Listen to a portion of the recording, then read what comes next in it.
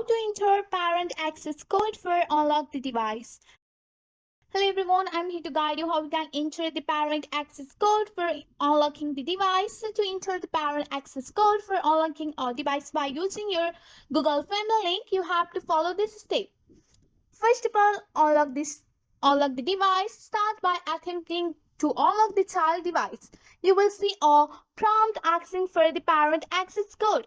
On your parent device, you have to open the Google Family Link app. And in the app, you have to select your child account.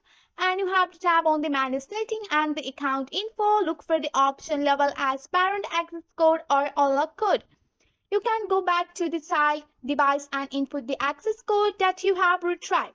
After entering the code, the device will be unlocked. So with the help of this simple step, you will be able to enter the parent access code for the unlocking the device. That's it for today. If you like this video, please hit that like button and subscribe for more. I will see you in the next one. Thank you. So with the help of this simple step, you can easily fix the Instagram message not showing up on your notification. That's it for today. If you like this video, please hit that like button and subscribe for more. I will see you in the next one. Thank you.